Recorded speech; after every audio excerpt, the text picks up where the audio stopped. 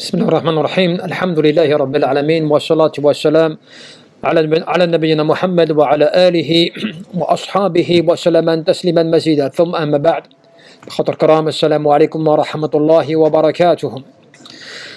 إخواني يعني في صحيح مسلم ذكر عمر رضي الله عنه ما أصاب الناس من الدنيا فقال لقد رأيت رسول الله صلى الله عليه وسلم يدل اليوم يلتوي ما يجد دقلا يملأ به بطنه.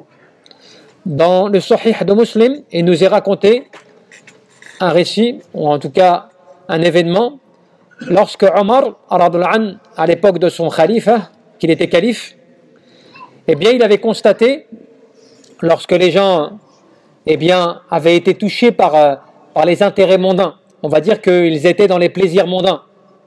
Il avait constaté cela à son califat. Il voyait qu'à son époque, puisque c'était une époque de richesse, où il avait, alhamdoulilah, donc, il y avait un islam qui était développé, et il voyait que les gens, avaient pour la plupart, ils étaient dans une situation vraiment d'aisance par rapport à Dunya. Et qu'est-ce qu'il fait? Il les interpelle. Regardez ce calife, regardez ce dirigeant soucieux de sa ummah, de sa communauté. Et comment est-ce qu'il ne perdait jamais l'objectif principal. Et qu'est-ce qu'il fait? Il s'adresse aux musulmans et il leur dit: certes, j'ai vu le prophète Mohammed sallallahu alayhi wa sallam se plier, c'est-à-dire se tordre par le fait qu'il avait mal au ventre par la faim. Qu'est-ce qu'il fait? Il raisonne les gens alors que les gens sont dans des situations d'aisance. Il voit que la richesse est abondante, il voit que les gens sont dans les plaisirs. Qu'est-ce qu'il fait? Il leur rappelle le contraire.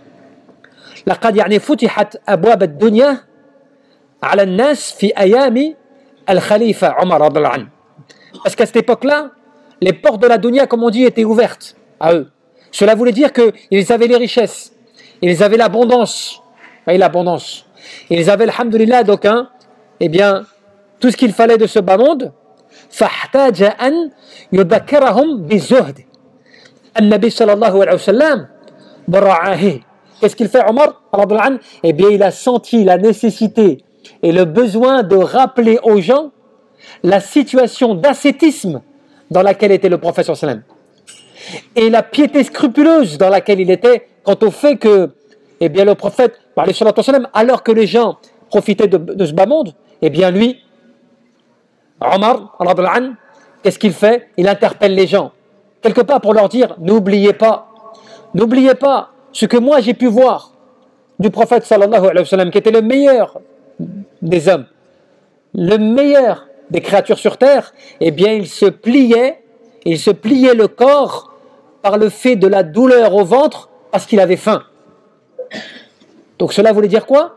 Qu'à son époque, il n'y avait pas l'abondance que vous avez, il n'y avait pas la dunya que vous aviez.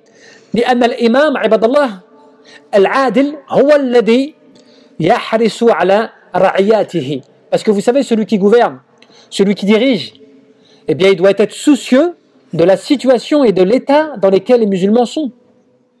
Il doit être soucieux de s'intéresser à leur situation. فينصحهم كذلك ويحذرهم من الدنيا ويذكرهم بالآخرة مع إفشاء العدل والحق بينهم. Simplement, le dirigeant, lorsqu'il va faire cela, lorsque celui qui a un pouvoir ou celui qui a donc une gouvernance sur les gens, il doit leur rappeler l'au-delà. Il doit leur rappeler, attention, ce à quoi vous vous adonnez. Regardez les gens aujourd'hui, des fois, quand ils ont du plaisir ou qu'ils profitent, vous allez dans des pays musulmans la plupart du temps. Quand ils sont dans l'insouciance, elle rafla, et l'exagération, quand tu leur rappelles, mais attends, rappelle-toi un petit peu, profite, alhamdoulilah, de ton djinn un petit peu, apprends ta religion, et ne te laisse pas avaler comme ça par la dunya, tu vois. Bien souvent, ils pensent que tu es déconnecté. Ouais, mais ça, c'est comme ça, hein, c'est pas interdit, mais c'est haram. Je profite, j'ai les moyens, je profite. Bien sûr, tu profites. Mais le problème, c'est que dans ton profit, tu oublies l'histoire. Tu oublies que le profit que tu as, c'est une épreuve. Allah Jalla fi'ala va t'interroger sur cela. L'argent que tu as, les voyages, hein, les plaisirs, tout cela, c'est bien. C'est pas interdit en soi. Voilà qui tu seras interrogé. Tu seras interrogé sur tout cela. Et le prophète sallallahu alayhi wa sallam, Allah Jalla fi'ala lui a donné la capacité, s'il le voulait, eh bien de profiter et d'avoir la royauté sur le monde. Il a refusé. Il a préféré avoir faim un jour et pouvoir manger le lendemain. Ne pas pouvoir se nourrir, tu vois, comme il se doit. Regardez aujourd'hui les centres commerciaux. Regardez les musulmans, Shahrut Ta'am. C'est le mois de la nourriture. Ce que des fois les gens n'ont pas fait dans l'année, c'est là qu'ils le font pendant Ramadan. Des gens, des fois, ils préparent des repas pendant des heures. Ce n'est pas interdit en soi, dans le sens tu manges, alhamdulillah, tu peux manger, mashallah, tu profites. Et même, les femmes, limite, elles oublient même que quand elles préparent à manger pour leur famille et pour leurs enfants, eh bien, elles prennent des hasanat ou l'ajar, elles prennent des récompenses. Et même, ba'd al-ulama, ils disent comme quoi elles sont même dans l'ibadah, elles sont même dans l'adoration d'Allah subhanahu wa ta'ala. Vous savez pourquoi? Parce que an-niyya, 'indaha, bien sûr, celles qui ont l'intention, hein, celle qui produit l'intention de vouloir faire à manger pour nourrir, tu vois, des gens qui vont rompre leur jeûne, et notamment des gens de leur famille, eh ben, ils prennent la récompense pour chacun d'entre eux, comme fait le hadith. Vous imaginez? Allah, il donne la récompense à qui? Alors certains, ils vont passer toute leur journée, alhamdulillah, bien sûr dans la ibadat, à la mosquée, tout ça et tout, mais n'oublie pas que même celles qui préparent à manger, elles peuvent prendre comme toi ou plus que toi. Parce que est-ce que toi, tu auras nourri le soir 5, 6, 8 personnes selon les grandes familles? Elle prend la récompense pour chacun d'entre eux. En plus d'elle, subhanallah. Et plus en plus qu'elle fait c'est de hasanat, même si c'est pas elle qui a techniquement acheté, mais elle a fait l'effort de... Mais ça n'empêche pas que les femmes, elles doivent aussi faire de adkar, ou l'ad'iya, écouter le Coran. Parce que certaines, c'est vrai qu'elles font à manger, mais khalas, elles mettent la télé, hein, le ramadan musicaux, tu vois, t'as vu comme sur les chaînes câblées, on dirait ramadan, c'est, tu vois, c'est un concert, tu vois. Donc certains, c'est cela. Non, il faut que, même quand tu es dans une situation comme cela, tu es en train de faire une action, eh bien, il ne faut pas que tu perdes l'adkar. Que ta langue, elle implore Allah Azza wa Jal, elle évoque Allah subhanahu wa ta'ala, elle se rappelle l'au-delà. Omar, c'est ce qu'il nous rappelle. Les gens étaient dans l'aisance. Ils voyaient que les gens, ça y est, ils étaient dans la dunya. Qu'est-ce qu'il fait? Il ne les a pas laissés comme cela. On dit, ah oui, c'est bien, alhamdulillah, regardez, mashallah, Allah, il nous a enrichis. Moi, je suis le deuxième calife de l'islam. Quelqu'un a quelque chose à dire sur moi? Non. Il s'est inquiété de la situation de la ummah. Et il s'est inquiété de leur richesse.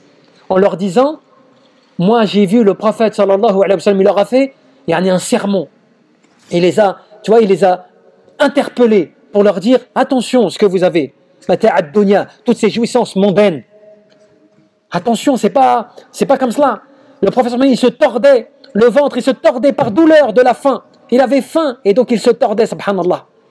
وكذا عباد الله ففي هذا الحديث يخبر عمر بن بشير رضي الله عنه ce compagnon qui rapporte le hadith وهو يخطب يعني في الناس أن عمر رضي الله عنه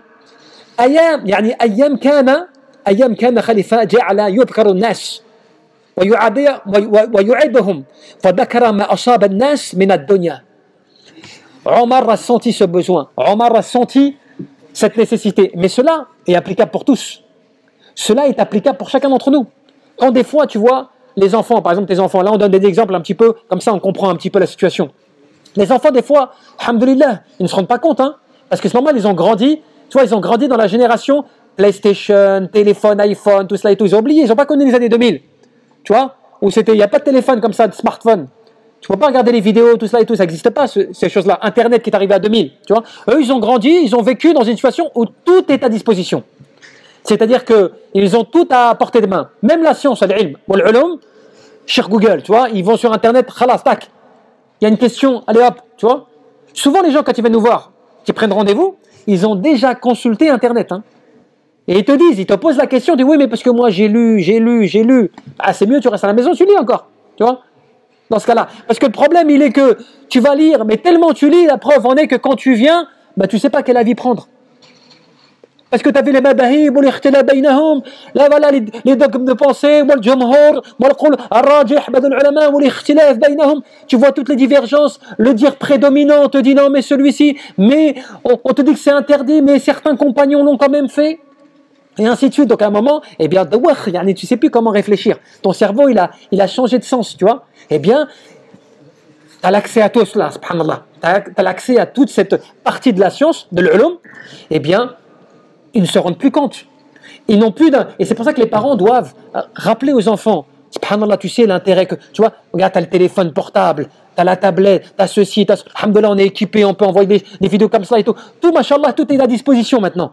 Mais comment tu profites de cela quand tu sais que tu as des gens actuellement comme toi, des jeunes qui ont ton âge, et ils n'ont même pas la capacité tout simplement de se connecter sur Internet, tout court. C'est même pas simplement ils ont un téléphone, même pas de téléphone, rien. Subhanallah, tu vois. Donc, c'est leur rappeler un petit peu zuhd, tu sais, l'état d'ascétisme. Tu vois, l'état de détachement, parce que tu sais, zuhd. Qu'est-ce que veut dire l'ascétisme? C'est pas le fait que tu vis dans une caverne et tu fais pas attention à ce qui se passe autour de toi.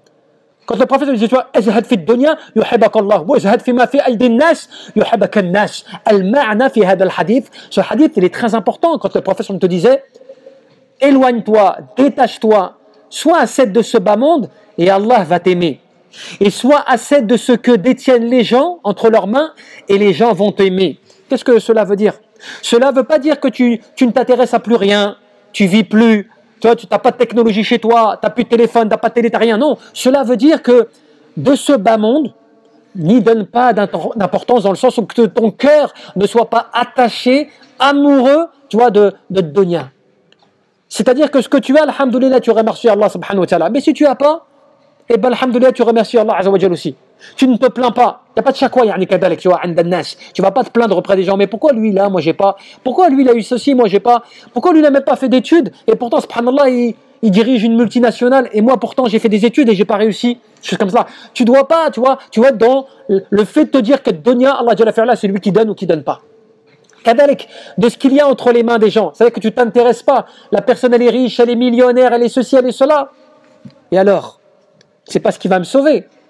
S'il est pieux et qu'il est dans l'adoration d'Allah subhanahu wa ta'ala, ça va lui servir. Parce qu'il va donner en aumône, en sadaqat, il va être généreux, mashallah, il va savoir comment utiliser son argent. S'il est pieux, muttaqi.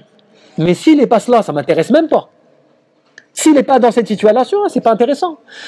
L'intéressement, il est dans quoi l'intéressement? L'intéressement, il est dans le fait que quand tu as des biens, la santé, du temps, tout cela et tout, tu l'utilises pour Allah subhanahu wa ta'ala. Là, tu as tout gagné. Quand tu as du pouvoir, quand tu as de l'intelligence, quand tu as tout cela, mais tu l'utilises dans l'obéissance à Allah, là tu vas te gagner. Parce que là tu vas l'utiliser intelligemment et sciemment. Mais quand tu n'as pas cela, c'est une catastrophe, c'est une calamité si tu as l'intelligence mais que tu n'es pas dans l'adoration d'Allah Azza wa Jal, que tu as l'argent mais que tu ne dépenses pas pour Allah subhanahu wa ta'ala, que tu as du temps mais tu le perds, tu le gaspilles. Il y a une perte de temps, subhanallah. Tout cela, ça devient une calamité pour toi. Et ça devient des comptes, donc auquel il faudra que tu répondes. Et c'est comme cela qu'on te dit quoi? Le prophète sallallahu alayhi wa sallam, il n'avait même pas de quoi manger, au point même que quand Omar il a utilisé le terme, il a utilisé un terme pour dire que le prophète, de quoi il se nourrissait? Il se nourrissait des dattes qui étaient les plus mauvaises qualités de son époque. C'est pas simplement, aujourd'hui, toi, tu vas acheter la boîte de dates à 15 euros, 20 euros, tu vas faire Abedin, tout ça, tu vas profiter, alhamdoulilah, tu manges des belles dates, des bonnes dates, voire même on t'en donne des dates qui sont pas terribles, tu le refuses. Tu vois? Tu le refuses. Eh bien là, subhanallah, les dates les plus mauvaises qu'il y avait à son époque, c'était de soi qui se nourrissait, subhanallah.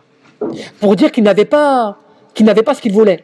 Et aussi, النبي faut pas l'oublier alayhi salatu wassalam قد فتحت له الدنيا, les portes de ce bas monde s'est ouvert au prophète sallallahu alayhi wa sallam. Allah jalla fi'ala avait accordé au prophète alayhi salatu wassalam, s'il le voulait, les richesses du monde s'il le voulait, mais le prophète sallallahu alayhi wa sallam l'a refusé. زهيد فيها وتركها وحرص على الابتعاد عن ملذاتها متعبدا يعني بذلك لله عز وجل. Et pourquoi le prophète sallallahu alayhi wa sallam l'a refusé?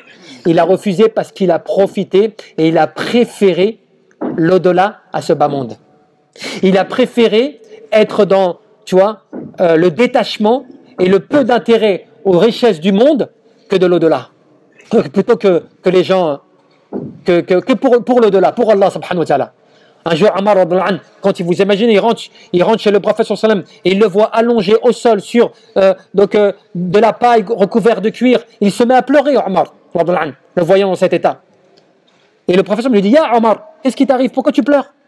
Et Omar lui dit, Ya Rasulallah, on voit les rois, on voit ceux qui détiennent des royautés, ils vivent dans un luxe et ils vivent dans une dimension mondaine, alors que toi, tu es les derniers des prophètes, toi, tu es l'envoyé d'Allah, le meilleur, la meilleure des créatures, et tu es dans cet état. Et le prophète lui a dit quoi? C'était une expression, lui disant, mais que ta mère te perde. As-tu oublié, Omar, que ce bas monde, qu'est-ce qu'il est, ce bas monde pour nous?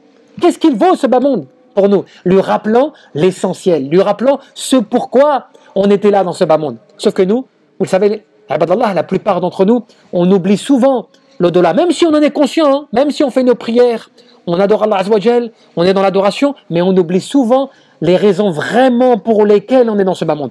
Même les calamités dans la maison, des fois. Des fois, on oublie. C'est vrai, nos enfants, c'est compliqué. Des fois, alhamdoulilah, toi, tu fais tes prières, tu te rappelles Allah, tu lis le Coran, mashallah, tu es dévoué, alhamdoulilah, fi zuhd, tout ça et tout. Walakin, tu vois que c'est difficile des fois à la maison. Tu vois qu'avec les enfants, des fois, c'est difficile. Tu vois des fois qu'ils répondent pas, qu'ils écoutent pas, qu'ils obéissent pas. Mais regarde un petit peu dans le fond. Tu verras que des fois, on manque à beaucoup de choses. Al-Adkar, As-Sabah wal-Masa, les invocations du matin et du soir à faire avec eux, ils ne les font pas. Les adkar ba'da salawat, tout ce qui est à faire après les prières, ils ne le font pas. Quand tu leur dis, tu as fait tes invocations? Oui, oui, je l'ai fait. Tu vois? Mais on ne porte pas plus d'intérêt que cela avec eux. Lire quelques versets avec eux du Coran chaque jour, on ne le fait pas. Tout cela, subhanallah, ibadallah, ça éloigne, en fait, tu vois, un peu du bien, et ça fait que les cœurs, ils s'endurcissent par rapport à dunya. Et voyez comment, subhanallah, Omar, par ce hadith, regardez comment, même ceux qui nous ont précédés, parmi les pieux, comment ils étaient, subhanallah, détachés de ce bas monde. Pourtant, ça ne veut pas dire que tu peux profiter, hein. Tu peux avoir de l'argent, partir en vacances, c'est pas le problème. Walakin, c'est ton cœur, al-qalb, ton cœur. Comment il est avec Allah Azza wa Jal? Comment il est attaché avec Allah subhanahu wa ta'ala? C'est cela le plus important. C'est ça la base. Si cette base-là, mashallah, ton cœur, il est... Tu sais, Ibn al-Qayyim, il disait bien, on terminera sur cela, Ibn al-Qayyim, il disait une bonne parole. Il disait, fais en sorte que dunya, il soit bayna yadayk, il soit entre tes mains. Voilà, il s'appelle qalbik, pas dans ton cœur. Parce que lorsque dunya, elle est dans ton cœur, même si tu as toute la dunya avec toi, elle ne te suffira jamais. Alors que si toi tu as dunya entre tes mains, elle n'est pas dans ton cœur, eh bien tu vas la maîtriser à dunya. Dunya, elle ne va pas prendre le dessus sur toi. Dunya ne va pas te donner les directives, comment tu dois vivre, comment tu dois agir, comment tu dois, tu vois, dunya, tu vas savoir du jour au lendemain, tu vas savoir la délaisser. Regardez, je parlais tout à l'heure, les centres commerciaux, ils sont remplis des fois par rapport à la nourriture. Les gens, ils achètent, on mange, on consomme, on achète beaucoup. On a l'impression que pendant le mois de Ramadan, il faut qu'on consomme plus que les autres mois. On a l'impression qu'il faut que le soir, c'est comme une vengeance. Tu as jeûné la journée et tu te venges le soir. C'est pas que c'est interdit, au contraire. Il y a des hadiths qui te prouvent que les Sahaba, eh bien, ils consommaient la nuit. Ils mangeaient beaucoup, certains. Ils se faisaient plaisir, ils mangeaient même au fait de se rassasier même, de plus avoir faim après. Mais, comme le disait, subhanallah, Hamid al-Sahaba, les compagnons disaient, mais lakin, aussi, il ne faut pas oublier que nous, par rapport à eux, le cœur n'est pas le même, la foi n'est pas la même. Et même, je dirais même que ce qui est interdit dans la nourriture, c'est pas que tu manges bien, c'est pas que tu sois rassasié. Ce qui est interdit, c'est le gâchis. C'est que tu vas acheter plus que ce que tu as besoin. Et que tu vas manger plus, tu vois, que ce que tu pourrais te contenter de manger, par exemple, tu vois. Donc, tu vas faire du gâchis et du gaspillage. Il y a des gens, il faut le voir, hein, subhanallah, ça arrive. Tu vas manger avec eux, tu vois qu'il reste du pain, il reste des choses qui sont même pas terminées, des plats à moitié terminés. Des fois, c'est jeté même, des fois. C'est jeté. C'est dans l'urf, c'est comme ça, c'est jeté, c'est pas repris derrière. Je parle pas de ceux qui, alhamdoulilah, qui récupèrent, qui réutilisent le lendemain, des choses comme ça, mashallah, hada. Alhamdoulilah, c'est une bonne chose. Lakin, c'est pas tout le monde. Donc, il faut faire attention, tu peux manger, alhamdoulilah, tu peux te faire plaisir, tu peux te rassasier parce que les gens, ils vont me dire, ouais, bon, alhamdoulilah, on fait un ramadan et en plus, on doit se priver le soir. On va même pas manger ce qu'on veut. Tu vois? Non, tu manges, alhamdoulilah, remplis ton ventre si tu veux, si on peut dire. Mais, n'oublie pas qu'aussi il y a beaucoup de paroles, beaucoup de paroles des ulama, de ceux qui nous ont précédés, qui disaient que l'excès de nourriture durcit le cœur.